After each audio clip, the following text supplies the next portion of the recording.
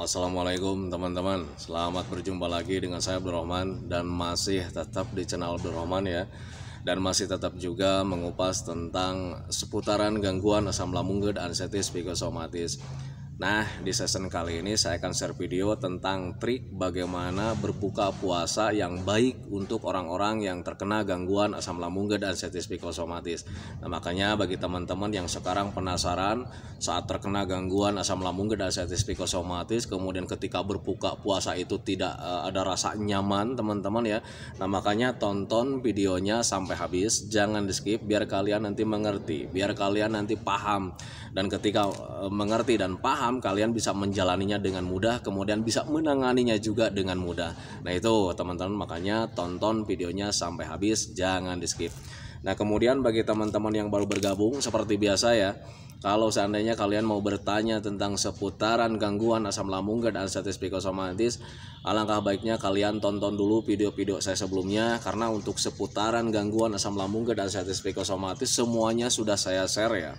Dari mulai cerita saya yang terkena gangguan asam lambung dan anxiety psikosomatis, kemudian merasakan 1001 macam sensasi yang sangat tidak nyaman, itu sudah di-share. Dan kemudian bagaimana cara menangani setiap sensasi yang hadir, itu juga sudah di-share. Nah makanya biar lebih jelas, biar lebih detail, alangkah baiknya kalian tonton dulu video-video saya sebelumnya. Nah itu teman-teman ya. Dan kemudian bagi teman-teman yang baru bergabung juga, seandainya kalau misalnya kalian belum subscribe channelnya, mohon videonya itu di subscribe dulu, karena untuk subscribe itu tidak memerlukan biaya, tidak memerlukan pendaftaran. Jadi subscribe itu adalah hal yang sangat mudah sekali bagi teman-teman lakukan ya. Jadi teman-teman itu cukup memijit saja tulisan subscribe, biar kenapa?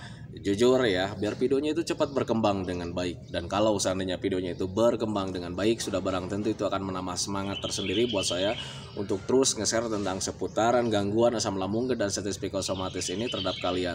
Kemudian jangan lupa juga tekan juga tombol lonceng sama tombol like-nya ya, biar kalian itu dapat notifikasi atau pemberitahuan video saya yang terbaru. Karena saya itu akan terus nge-share tentang seputaran gangguan asam lambung dan anxiety psikosomatis ini terhadap kalian, dengan tujuan semoga saja videonya itu menjadi wasilah atau jalan keluar bagi kalian yang sedang mengalami gangguan asam lambung dan anxiety psikosomatis hingga membaik ya, apalagi sampai sembuh total. Amin ya robbal alamin. Ya minimal hanya memberikan motivasi saja, atau lebih minimalnya lagi hanya sekedar menemani kalian yang sekarang sedang merasakan tidak nyamannya dari gangguan asam lambung dan anxiety psikosomatis. Nah itu teman-teman ya.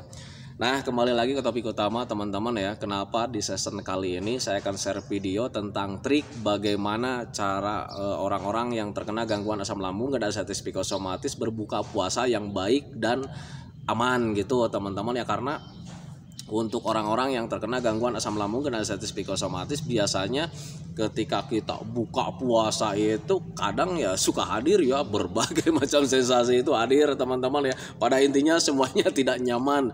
Nah itu teman-teman, dari mulai pusing ada gitu teman-teman, kelayangan ada gitu teman-teman, begak, sering mual. Nah seperti itu teman-teman. Pokoknya untuk ketika berbuka puasa itu sensasi yang tidak nyaman itu pasti banyak yang hadir. Nah itu teman-teman, tetapi perlu kalian ketahui, untuk orang-orang yang terkena gangguan asam lambung dan anxiety psikosomatis, rasa tidak nyaman saat berbuka puasa itu tidak semua orang mengalaminya teman-teman ya. Nah tetapi sialnya waktu itu saya mengalaminya. Nah makanya saya share sesuai pengalaman saya. Jadi bagi teman-teman yang sekarang sedang mengalami, gak usah khawatir gitu teman-teman, karena itu merupakan hal yang sangat biasa, hal yang sangat wajar sekali ketika asam lambung kita itu belum normal, kemudian psikis kita juga belum normal. Nah itu teman-teman, karena ketika rasa tidak nyaman itu selain dari pencernaan penyebabnya teman-teman ya, karena psikis kitanya juga ya belum membaik gitu teman-teman ya, selalu berpikir tentang hal-hal yang tidak diinginkan, kemudian stresnya masih ada, terlalu banyak pikirannya masih ada.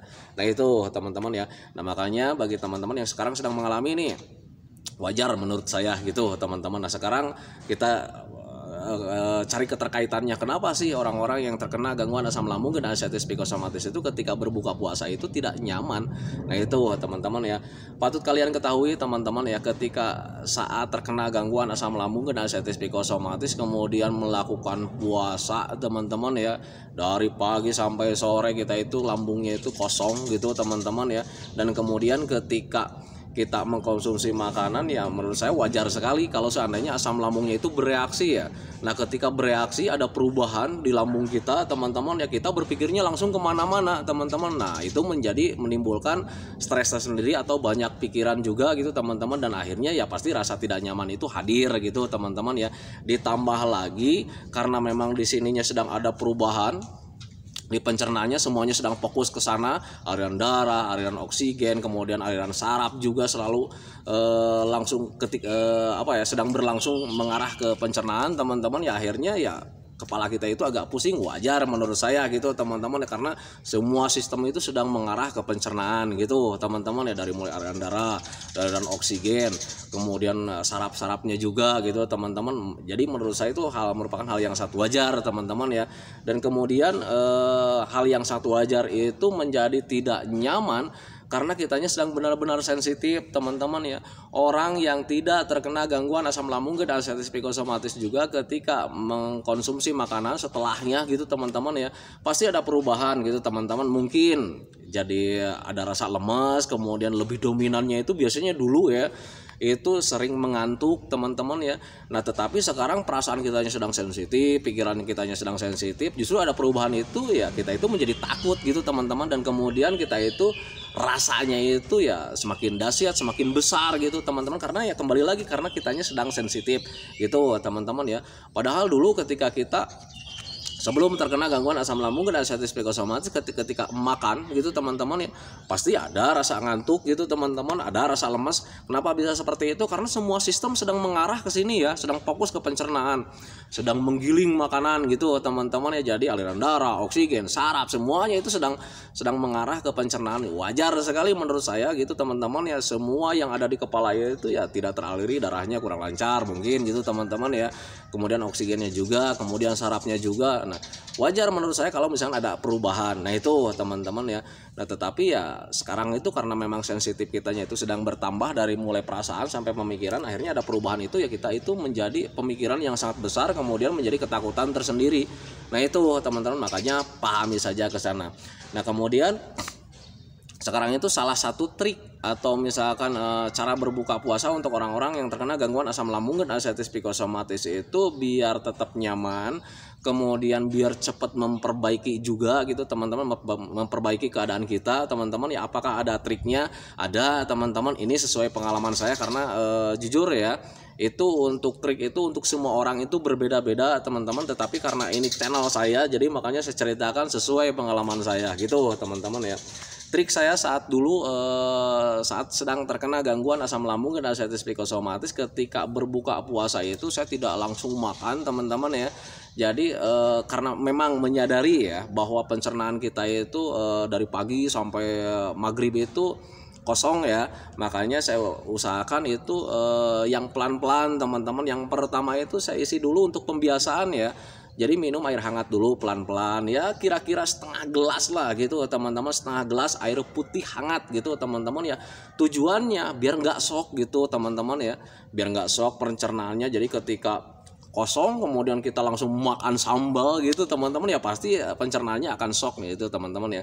Nah makanya waktu itu saya biasakan dengan pelan-pelan, jadi dibiasakanlah, jadi tidak langsung yang berat-berat gitu teman-teman ya, hanya mengkonsumsi air putih hangat dulu setengah gelas gitu teman-teman. Kemudian setelah beres setengah gelas, kemudian saya mengkonsumsi yang manis-manis teman-teman ya, kayak macam kolak, kayak macam gitu teman-teman. Dan kolak itu saya hindari kolak yang bergas teman-teman ya, kayak macam kolak apa ya, kolak ubi, kolak singkong itu saya hindari teman-teman ya.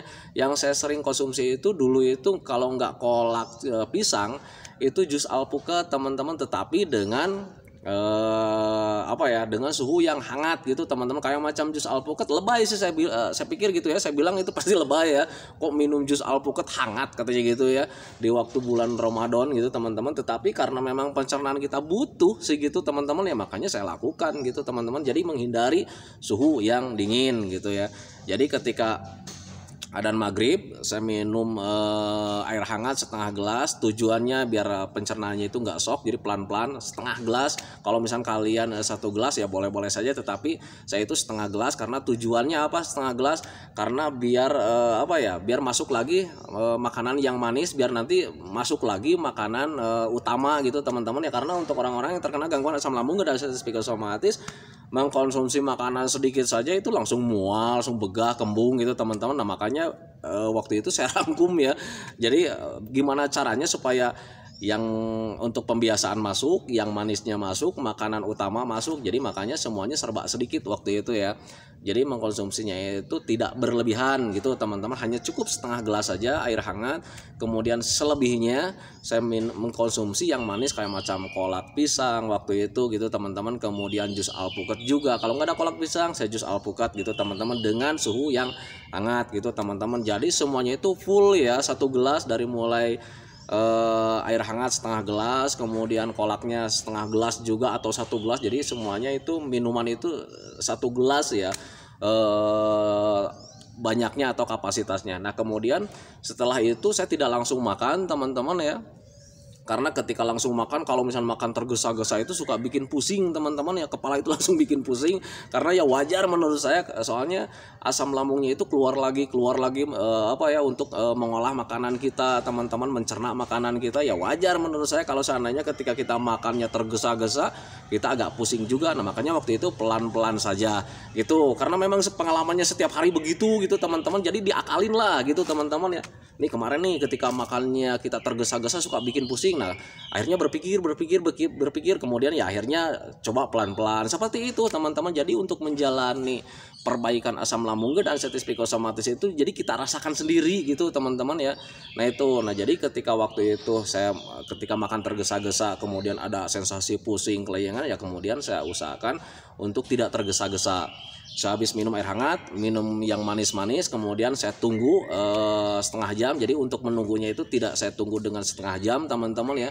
Saya usahakan untuk sholat maghrib waktu itu, dan ketika beres sholat maghrib baru kita mengkonsumsi makanan utama gitu teman-teman, kayak macam nasi, lauk pauk seperti itu teman-teman ya.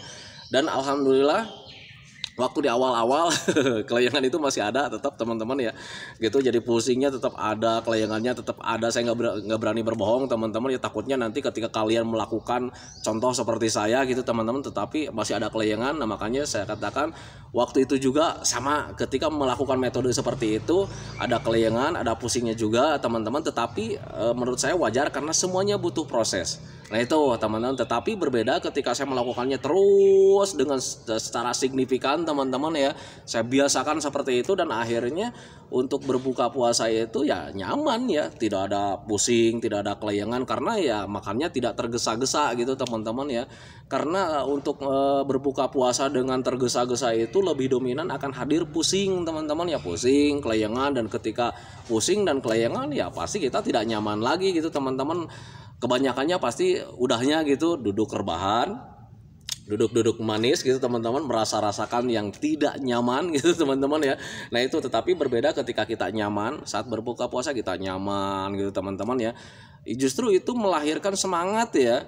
Jadi sering bercanda sama keluarga gitu teman-teman, kemudian ngajak tarawih itu semangat gitu teman-teman. Nah, tetapi berbeda ketika habis berbuka puasa ada pusing, ada kelayangan, kita itu cuman melongo, bengong, duduk manis gitu teman-teman ya, dan kemudian kayak macam kurang gairah gitu teman-teman ya. Nah itu yang terjadi waktu saat terkena gangguan asam lambung dan anestesi psikosomatis.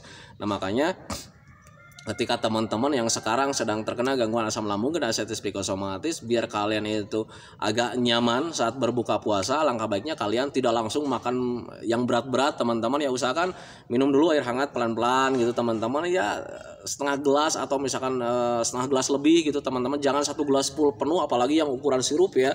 Nanti ketika kalian mau mengkonsumsi makanan utama ya kalian udah kenyang. Nah itu teman-teman, makanya tujuannya waktu itu dulu seperti itu. Saya mengkonsumsi air mineral itu, air hangat itu cuma 1 gelas, kemudian makan yang mengkonsumsi yang manis-manisnya itu setengah gelas, dan kemudian ketika mengkonsumsi makanan utama itu ya nikmat gitu teman-teman, karena sudah terbiasa dan kemudian tidak kenyang juga gitu teman-teman ya. Jadi mengkonsumsi makanan itu ya enak saja gitu teman-teman ya. Berbeda ketika kita terlalu berlebihan minum saat berbuka puasa, kemudian minum yang manis-manisnya juga berlebihan.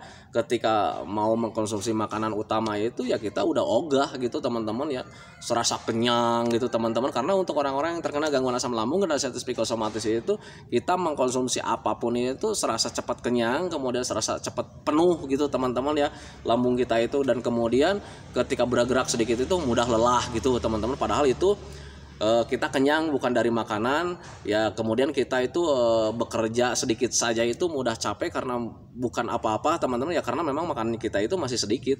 Nah itu teman-teman, itu pengalaman saya gitu teman-teman, semoga saja pengalaman Anda itu berbeda gitu teman-teman ya. Nah itu makanya pahami saja ke sana. Nah itu teman-teman ya, cara trik untuk berbuka puasa itu sebetulnya nggak terlalu ada yang harus dipikirkan secara panjang lebar sih sebetulnya, cuman yang ringan-ringan saja sih sebetulnya ya. Karena untuk seputaran gangguan asam lambung dan diabetes psikosomatis itu semuanya serba ringan kalau seandainya kalian paham sih sebetulnya ya. Jadi kalau misalnya sekarang nih Pak, saya itu berbuka puasa itu ada kelayangan, kemudian ada pusing juga, coba ingat-ingat cara makan kalian itu seperti apa gitu ya. Dan kemudian keterkaitannya itu seperti apa. Oh saya itu makannya tergesa-gesa kemudian terlalu kenyang juga ya. Hal yang satu wajar menurut saya kalau misalnya ada kelayangan, ada pusing juga, karena kita pusing dan kelayangan itu disebabkan oleh asam lambung yang tidak normal, dan kemudian asam lambung itu akan terus bertambah kalau seandainya kita makannya kekenyangan atau makannya tergesa-gesa. Itu merupakan hal yang satu wajar gitu teman-teman ya. Dan kemudian bagi teman-teman kalau misalkan ingin mengembalikan rasa nyamannya ya, saya rasa itu butuh penyesuaian pencernaannya. Nah makanya ketika kalian berbuka puasa, jangan langsung kalian makannya makanan utama yang berat-berat gitu teman-teman ya. Sesuaikan dulu saja pencernaan kalian gitu teman-teman dengan minum air hangat pelan-pelan biar nggak shock gitu teman-teman ya, biar nggak shock. Karena ketika dari pagi sampai maghrib itu ya kita itu lambungnya nggak bekerja ya, nggak bekerja karena ya nggak ada yang dikerjakan gitu teman-teman. Dan ketika dapat pekerjaan langsung yang berat ya kita shock pasti pencernaannya gitu teman-teman. Makanya sesuaikan saja dulu, biar ada penyesuaian dengan cara minum air hangat aja dulu pelan-pelan. Kemudian sering minum air hangat manis teman-teman ya, kayak macam kolak, kemudian jus alpukat gitu teman-teman, biar ya glukosanya itu semakin meningkat gitu teman-teman ya, biar ada tenaganya juga gitu teman-teman. Dan ketika kita mengkonsumsi makanan-makanan yang berat ya pencernaan kita sudah mulai enakan, kemudian sudah tidak shock lagi, kemudian tenaganya hadir lagi. Nah itu teman-teman, makanya pahami saja ke sana. Nah itu ya untuk trik dari saya ketika terkena gangguan asam lambung dan diabetes psikosomatis, cara berbuka puasa. Bagi teman-teman yang ingin mencontoh silakan saja, karena untuk mencontoh itu gratis sebetulnya ya, karena di video-video saya itu untuk mengatasi seputaran gangguan asam lambung dan diabetes psikosomatis itu tidak berbayar teman-teman ya, karena tidak memakai obat, tidak memakai herbal, hanya menggunakan trik saja sih sebetulnya. Karena untuk seputaran gangguan asam lambung dan diabetes psikosomatis itu adalah semuanya gangguan rumahan teman-teman ya, jadi bisa kita tangani dengan mudah sih sebetulnya kalau misalnya kitanya berpikir wajar gitu teman-teman ya. Untuk asam lambung dan diabetes psikosomatis akan terasa ringan kalau seandainya kitanya itu tidak berpikir kemana-mana yang menimbulkan ketakutan teman-teman ya.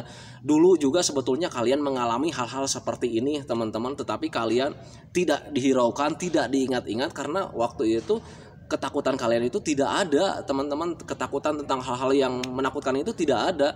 Nah sekarang hal-hal sekecil apapun itu menjadi pemikiran yang sangat besar buat kalian, karena kalian itu ketakutannya masih terlalu besar gitu teman-teman ya. Wajar menurut saya, karena ada trauma terhadap tentang kematian atau lain-lainnya. Nah itu teman-teman, makanya pahami saja ke sana. Jadi untuk seputaran gangguan asam lambung dan diabetes psikosomatis sebetulnya kalau seandainya kalian ketakutannya tidak ada, traumanya tidak ada, semuanya itu serba mudah sebetulnya ya, kalau seandainya kalian paham ke sana. Nah itu teman-teman ya. Nah itu teman-teman ya video dari saya. Semoga saja videonya itu menjadi wasilah buat kalian. Semoga saja videonya itu menjadi pencerahan buat kalian. Semoga saja videonya itu ya hanya sekedar menemani kalian lah saat sekarang sedang merasakan nikmatnya dari gangguan asam lambung dan status psikosomatis. Nah itu teman-teman ya. Kemudian seperti biasa teman-teman ya, sebelum saya akhiri saya selalu mendoakan sama teman-teman itu semoga saja teman-teman itu cepat sehat lagi, cepat sembuh lagi, cepat kembali lagi keadaan kalian yang dulu, baik semangatnya, moodnya, pokoknya semuanya tentang yang dulu, kehidupan kalian yang berwarna itu semoga saja cepat kembali lagi, karena memang saya yakin 100% bahwa keadaan kalian yang dulu itu sangat dirindukan sekali. Nah itu teman-teman ya. Kemudian doakan saya juga teman-teman ya, agar saya itu tetap sehat, tetap kuat, tetap ceria, agar masih bisa tetap menemani kalian. Nah itu teman-teman ya. Saya hentikan videonya teman-teman ya. Assalamualaikum warahmatullahi wabarakatuh.